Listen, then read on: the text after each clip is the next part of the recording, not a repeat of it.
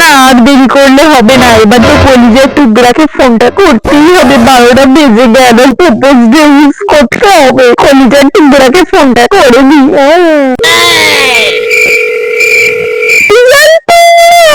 Happy propose day জানি।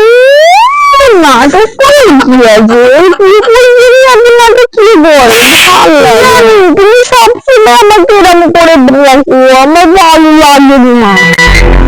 আচ্ছা ঠিক আছে, হ্যাপি প্রপোজ ডে।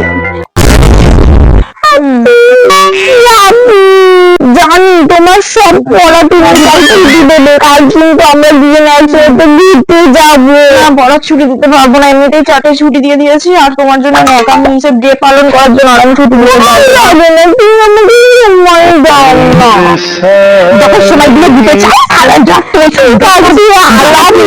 কাল কিন্তু রেডি হবে, আর ওই নীল কালারের শাড়িতে পরবে, ওই নীল কালার শাড়িতে তো তোমাকে পুরো অপসরা লাগে, ঠিক আছে? আবার বলি এতই বলতে জানি। আচ্ছা ঠিক আছে, আমি এখন রাখছি। আগে কথা দেখতে যাবে না, আমি আর দেখতে পারবো না। ঠিক আছে, ভালো লাগে না, জানি তো সবসময় আমাকে এরকম করে, সময় দেয় না।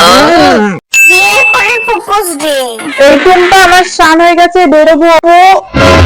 প্রপোজ ডে, প্রপোজ ডে বললো ঠিক মনে করে। রোহান তুমি তার মানে বদলাওনি, সবাই যে বলে বিয়ের 1 বছর পর সব বদলে যায়, তুমি তার মানে বদলাওনি। আমি আসছি রোহান, আমিও রেডি হয়ে বেরোবো, আসছি। হ্যাঁ রোহান আমি রেডি হয়ে বেরোবো। মানে মজা করছো? তোমাকে আমি স্নান করে বেরিয়েই বললাম। আরে তুমি তো বললে প্রপোজ ডে বেরোবে, আমি কখন? প্রপোজ ডে, ওরে পাগল, আমি প্রপোজ ডে বলিনি, আমি বলেছি ডিমের পোচ ডে। ডিমের পোচটা দে, গিলে বার হই।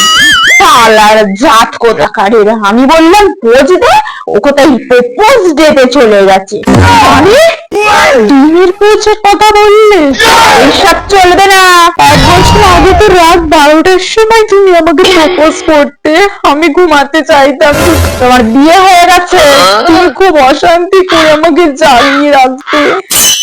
বিয়ে হয়ে গেছে, ঘর বাড়ি সংসার সামলাও, বাবা মায়ের সাথে ঝগড়া করিয়ে ঘুরতে নিয়ে যেতে, আর এখন প্রপোজ ডে রোজ ডে এইসব পালন করলে তোমার চলবে না, বুঝেছো? তাড়াতাড়ি দিনের পোস্টটা করে আনো, আমি ঝপ করে রেডি হয়নি। আর মানে সবাই ঠিকই বলতো, বিয়ের আগে একরকম আর বিয়ের পর একরকম হয় ছেলেরা, ভালো লাগে না। আমি কালকেই ডিভোর্স দেবো।